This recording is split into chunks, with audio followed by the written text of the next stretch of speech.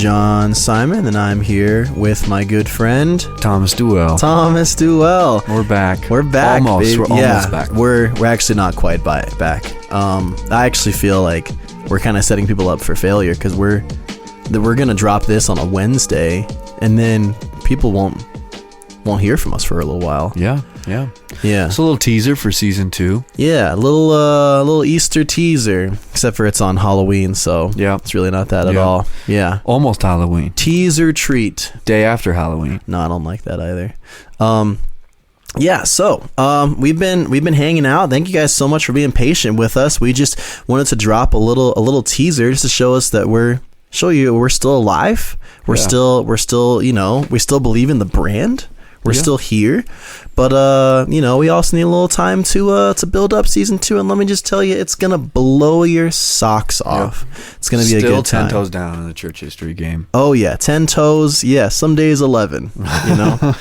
But we wanted to do a quick episode on All Saints Day. Yeah, which I believe is what Halloween used to go by before it got married. Not quite. Okay. Yeah, I'll kind of fill you in.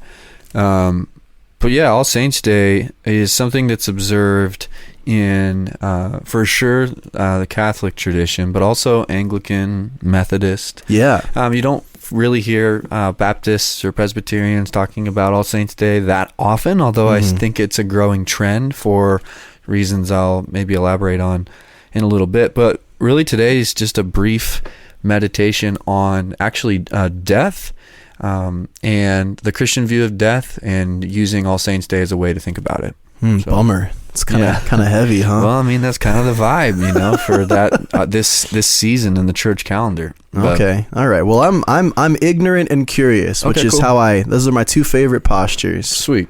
Well, 2 things I want to talk about really quick are, what is the Christian view of death, and what is the Christian view of the spiritual powers, namely like the demonic. And so the Christian view of death needs a little bit of unpacking.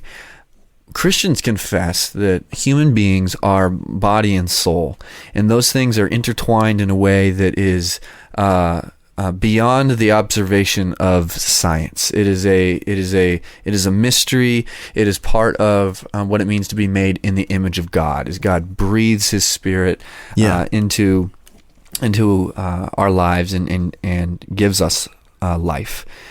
So because of sin and death, souls do separate from bodies, actually, and it's not supposed to be that way.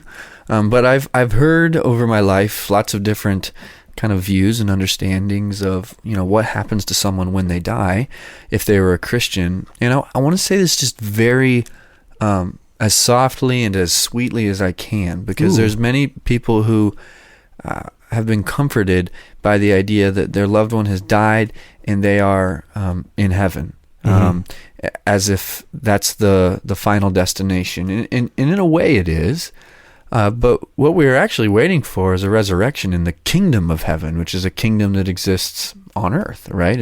Heaven and earth are reunited again. I wanted to read you a quote from St. Ambrose of Milan. After his brother died, he wrote this, and he uses the word beer, which, by the way, is not a word that we use very often. B-I-E-R. Okay, because I was going to say the word beer is a word I use very often. It's like what the coffin would rest on before they put it in the ground. Oh, okay. So he wrote this when his brother died. He said, "Though Christ has not touched the beer, yet he has received the Spirit commended to him. And if he has not called the dead by the bodily voice, yet he has by the authority of his divine power delivered my brother's soul from the pains of death and from the attacks of wicked spirits. And though he that was dead has not sat up on the bier, yet he has found his rest in Christ. And if my brother has not spoken to us, yet he sees those things which are above us, and rejoices in that he now sees higher things than we. For by the things which we read in the Gospels, we understand what shall be, and what we see at present is a sign of what is to be." So he's just confessing, hey, my brother died, but his soul did not die. My brother is alive in Christ, and he is resting with him. And I would say that's probably the most basically orthodox thing we could say about what the state of those who have died in Christ is they're resting with him.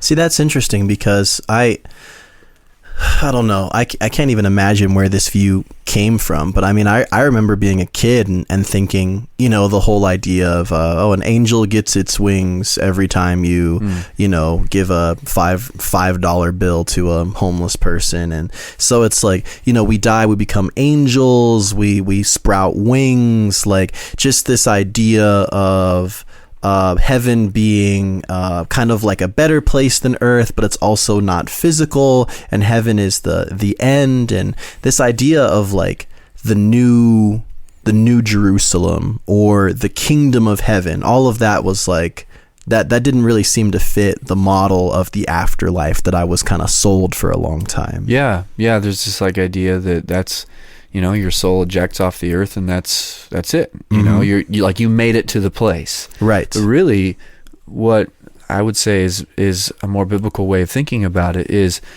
we are waiting for the resurrection. When our souls will be reunited with a new body and a new earth, just like Jesus was resurrected. We wait with him. And Jesus is like the first, when they call Jesus the firstborn of creation in Colossians, it's really alluding to like Jesus was the first to experience the fruit of the glorified, the truly redeemed and restored creation. Yeah, he's also called the firstborn from the dead, right? As well, right? Yeah. So it's like Jesus kind of sets this precedent. Like he doesn't become a ghost or an angel; he actually receives glory, but his glory is both divine and material. Yeah, it's fundamentally physical. Yeah. Augustine of Hippo has another quote that helps us think about this. He says, "Let us grieve, therefore, over the necessity of losing our loved ones in death, but with the hope of being reunited with them. If we are afflicted, we still find consolation. Our weakness weighs us down, but faith bears us up. We sorrow over the human condition, but find our healing in the divine promise." So he's pointing to our hope is that this is not the final state of affairs here. Yeah. That we will enjoy a resurrection one day. So that's the Christian view of death. Okay. Which is that death doesn't have power over a Christian because their souls cannot die, and they'll actually rest with Christ until they realize and they see and they experience the resurrection one day. So there's another piece that's important for understanding All Saints' Day in this kind of liturgical season, which is a Christian view of the spiritual powers. And I think the best way to illustrate this is in Colossians chapter 2:15. Paul is talking about what exactly Jesus accomplished on the cross. And he talks about Jesus canceling the record of debt that stood against us with his legal demands. So there's an atonement that's happening. There's something like cosmically legal that's going on as Jesus takes away the debt that humans bore.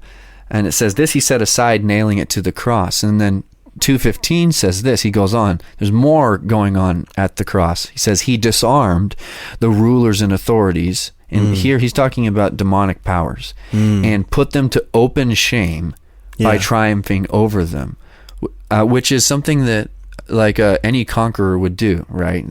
They take those that they've conquered and they would lead the parade of the conquest, putting their heads on sticks and stuff like that. Like, or you embarrass stripped them. Naked is another way of when it says he disarmed, another translation is he stripped the powers. Oh, wow. And put them to open shame. So as Jesus is stripped and dies naked on the cross, he's actually stripping and parading the powers before him that he's disarming. And so Christians are not afraid of death, and they do not need to be afraid of the demonic because Jesus already defeated them. Now, it's still a reality. It's what we talk about, the idea of like Satan being bound. He's greatly hindered in this age. So the demonic and the spiritual is still an element of this already not yet age that we live in, when there's a spiritual battle going on. But the end of the war has already been announced to be over. Yeah. And the spiritual powers of darkness do not hold power over Christians in the way that they could before the cross or before someone becomes a Christian. These are all very hopeful ideas, you know? Absolutely. Yeah, this sounds like something worth celebrating. Yep. And man, you just giving me the T-ball, man. Thanks, dude. You a real one.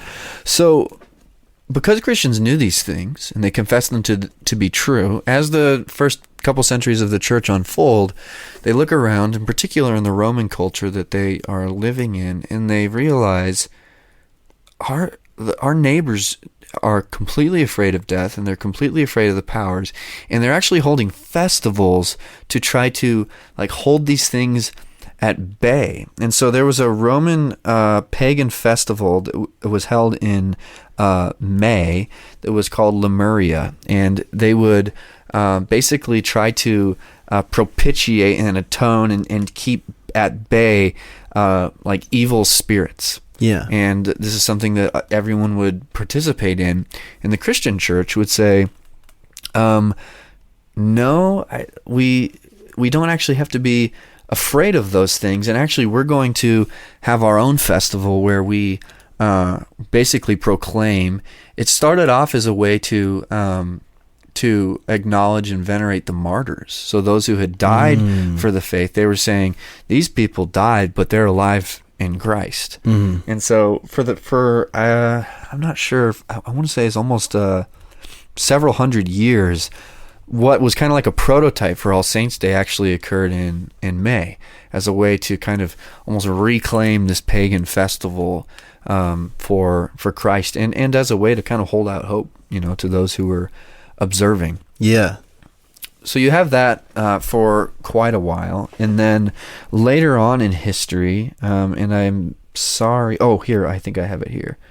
In 837, I believe, Pope Gregory IV established the Feast of All Saints' Day as an annual commemoration, and they moved that celebration and that festival to November because as the church had spread out into Europe, there's debate whether it was some Gaelic festivals or some Celtic festivals that were basically commemorating the dead and like, I mean, it was all sorts of messed up, the way that they were like worshiping the dead or fearing the dead and the spiritual powers, and that would occur as like a fall festival then at the end of October, beginning of November. And so they moved it to November 1st.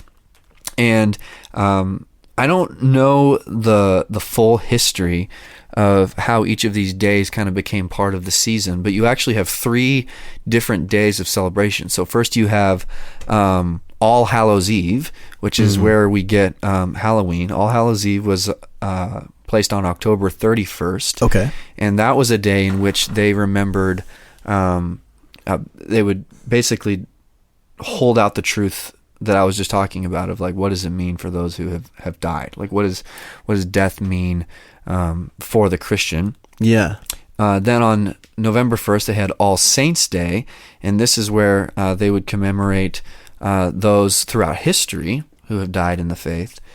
And then on the next day, it's All Souls Day. And for those of you who are listening here in Tucson or in the Southwest at all, I mean, All Souls Day, or the Dia de los Muertos, is like a major celebration still in the Catholic tradition. Yeah. It has a lot of, there's all sorts of extra stuff that kind of comes with it. Yeah. Culturally.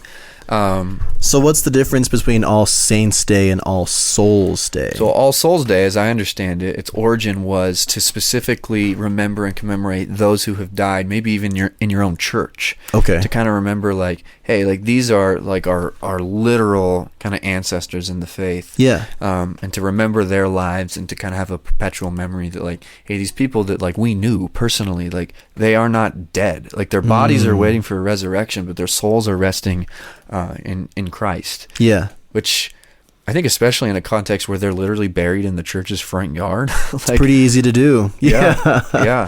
So you're saying All Hallows Eve is kind of this celebration of like, there's nothing to fear in death. we've conquered the evil spirits, and then All Saints Day is kind of like this universal remembering the saints and the cloud of witnesses, and then All Souls Day is more like regional, more personal. And to me, like, that makes a lot of sense, because if you've got someone who just lost, let's say they lost a spouse or something like that, you're now able to grieve that as a community and in a regular way, where you always get to honor your lost loved one, which sounds really, really beautiful to do that in a church context. Yeah. It helps you, I think, see your faith as part of a timeline that goes past your own memory. Yeah, and it invites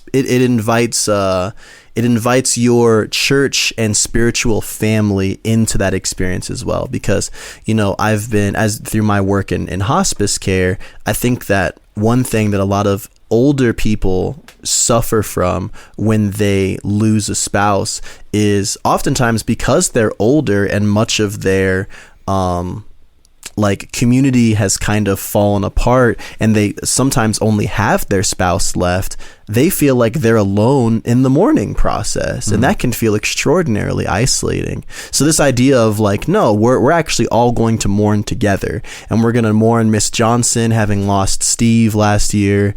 We're going to mourn, you know, Mr. Smith and having lost Glenda, and we're going to do this together as a community. Like that sounds great. Yeah. I just last week on Twitter saw like a church that posted at their like a local pub. Basically, it looked like a sign-up sheet, but it was like where people could write down like the names of loved ones that they had lost, and the church would. I'm not 100% sure which theological tradition, and so what exactly are they doing with the list? If they were praying for the loved ones that had died, or if they were just simply praying for like those families that had experienced the loss. Yeah. And just that acknowledgement of from the church of death, and inviting the community, whether they were Christian or not, to say like, hey, like, we have an answer to this like death question, this death problem, was really actually seen as a beautiful thing to those who were drinking at the pub. Yeah. Oh, that's really cool. I love that. Yeah. So where do we, I don't know if you have the answer for this, but where do we get kids dressing up like Ariana Grande and scamming me for Butterfingers? Right. Yeah, I mean, I think, this is almost a controversial topic, because people will argue back and forth on almost every single holiday, like, did it have pagan origins, did it have Christian origins? And kind of like I laid out, I mean, the answer is kind of yes. Yeah. Like, throughout history, Christians have gone, man, we're going to take that. Yeah. And we're going to add a different flavor to it. Hey, you know what else has pagan origins? Calling God Lord. Really? Right? Yeah. Well, because that was language that was used for the Roman emperor. Oh, sure. Okay, yeah. Not Old Testament Lord, but like Jesus using the terminology. Oh, right. He's infusing it with new meaning. Exactly. Yeah, but he was taking something that was pagan in origin and redeeming it. Yeah. I mean, that's the advancement of the Christian story throughout time and space is just take stuff. Calling out the idols. And take it and make it and break it. Well, so Halloween is like nowhere. I think probably most people listening to this have no idea what All Hallows Eve even is or was. Mm-hmm. I mean, Halloween, I would say, is fully a pagan holiday, and I don't say that in like down with Halloween. Like, I mean, I take my kid trick or treating. I'm not like an anti-Halloween person, but I have noticed, even over the course of my lifetime, Halloween kind of gained some critical mass culturally that in many cases is problematic. Sure. A glorification of the demonic, a glorification of just all sorts of dark stuff. Yeah. Witchcraft, death, murder, and I just in my own family, we've seen just this historical tradition of the church saying, like, we're going to highlight some different things about death as something that we can do. And so last year, for example, we took our kid trick-or-treating on October 31st. We didn't play up the whole like, it's Halloween, but we engaged in that kind of fun cultural practice of going and getting candy at the doors. But then the next day we were like, hey dude, it's All Saints Day, and made that be the thing that he looked forward to and gave us opportunity to have conversations and think. Right. So we're just looking to find kind of cool ways to do that as our kids grow up. Halloween is growing into an interesting space for us culturally, because it's almost like, I mean, we all kind of recognize that the spiritual spookiness that we attribute to Halloween, it's almost like manufactured. I think a lot of there's very few people who would be like, oh no, this is a legitimately spiritual time. But the irony is that because we are a culture that is decreasingly giving less and less space to spiritual topics, when things like Halloween come up, it feels like an outlet for some people, where it's like, oh, this is where I actually have cultural permission to engage in the spiritual stuff. And like, I mean, the easy trope is like, teenagers, high schoolers at a party playing with a Ouija board or stuff like that. Like, Halloween allows us to explore this dark spiritual fascination, which is wild and bad. Yep. But also, I think when we look back to the origin, the whole point of this was to expose ourselves to the spooky stuff and remember that Christ has conquered it. We have no reason to fear ghouls and goblins anymore, because Christ not only conquered them, but embarrassed them on the cross and through his resurrection. Yeah. For real. So I don't know, like, I don't have any kids yet, but I think of, like, I wonder what it's like to say, we're going to go trick-or-treating, and when you see someone wearing a costume that's maybe scary to you, I want you to remember, one, that I'm with you and I didn't send you on the street by yourself because I'm a good dad. But also, like, that this is not to scare you, but it's actually to remind you that you have nothing to be afraid of. Yeah. Because Christ has conquered even the most fearful things around us. Oh, I mean, I had that happen the other day. I was on a bike ride with my son and we passed by it. So I've got someone in my neighborhood who literally transforms their yard into a graveyard. There's like full-sized image of like these dark figures like performing like a necromancy, and like it's like all out, right? Yeah. And you can hear it from down the road, like just amplified like all night, like these like demons like speaking, and it's like it's objectively bad, right? Yeah. And so like we go by it and he wants to look at it, and I don't tell him like not to look at it, but it's an excellent talking point for like, son, like Jesus defeated all of these things. Like there are scary things, but our God has ruled over all of those things. So I think that there is an element of Christian freedom in this, of like how you approach the Halloween season. But I would encourage you to not think of it as a Halloween season anymore. Yeah. But to think of it as the whatever you want to call it, whether the All Saints season or the actually the historical way to talk about it would be All Hallows Tide. Yeah. That's the trio? That's all of them? Mm-hmm. Okay. Yeah. Okay. This basically like this week of being different than the rest of the world, in a way that actually brings hope and light. Yeah. I love that.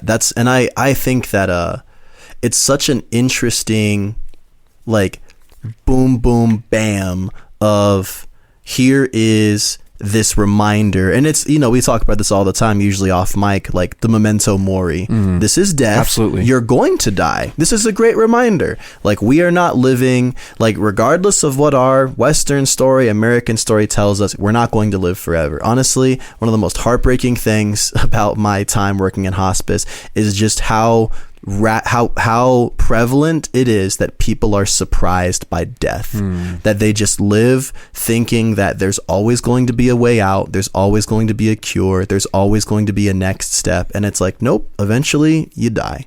So like the memento mori element, and then the even deeper spiritual side of like, not only are we going to die, but we live in a world full of spiritual forces that hate you and wants to devour you. But both of these things, both death and evil, Christ has conquered. So with that promise in mind, we can enter the first by remembering the beauty of God's faithfulness that he's shown to these saints, all these people who celebrated this victory over death and evil spirits, and then remembering that on a local level of like, let's remember Grandpa and how cool it was hanging out with him. Yeah. Like he trusted Christ. Yeah. To be able to tell that to like your kids, these people that you knew, whether they're your grandparents or elderly people in the congregation, or the 12-year-old girl that died with cancer but knew Christ, like, they put their faith in something that we can anchor ourselves to. Yeah, that memory eternal that the Orthodox talk about, Nice. Such a cool thing. So, yeah, I love that, dude. Man, how hard is it going to be to implement this in my church? I'm going to start thinking about that. Well, are you doing that at the table? We're not doing like a big church event, but we're providing an opportunity for like basically just a hangout for people to like just celebrate something different during this season, to just eat some food, maybe talk about, for a brief moment, the faith that's been handed down to us. Yeah. We're on a long lineage of faith, and pray and just enjoy. I mean, that's what Christian festivals have always been, is like, let's have fun a different way, Yeah. Let's still just glory in like good food and good fellowship and God, but under a different context. Yeah, and it's everything the Jewish holidays were about in the Old Testament. Yeah, it's God likes celebrate parties. and remember. Yeah, because we remember this beautiful, faithful truth that we get to live our lives centered around. Let's have a freaking good time. Like, man, I remember when you talked about, this was maybe our Q&A episode, and you said that we were both closet Anglicans, and I was like, I said not closet at all. Lutherans, and I've given that thought since then. I think about it a lot too, because I'm like, dang, because I was at I don't think we've talked about this on air before, but when I was in Europe with my wife for our honeymoon, we're seeing all these relics, and relics, we've talked about them a little bit, but they're these like artifacts that are usually taken from the bodies of dead saints, and they're usually like connected with miracles and stuff, and they're usually preserved in cathedrals and basilicas, and they have all this historical impact. And my wife was like, what do you think they actually are? And I'm like, what do you...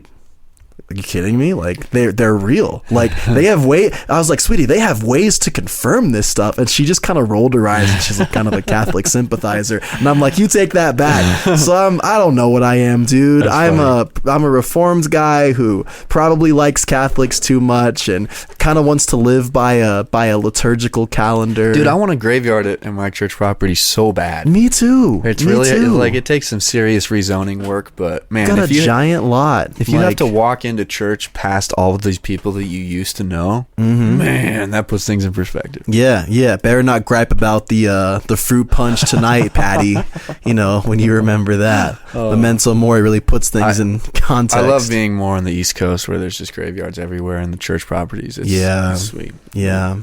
So don't take it for granted if you live there. If you do, yeah. Well, cool. Thanks for tuning in. Yeah, this is Happy All Saints Day. Yeah, happy All Saints Day, and happy almost season 2 CH4C. We've got cool things coming down the line. Like we really do. We've got some awesome guests. Some of them we've actually already recorded episodes with, and I can tell you right now, 100% bangers so far. No duds, no skips. So yeah, thanks for riding with us, and you'll hear from us again real soon. God bless you. Take care, guys.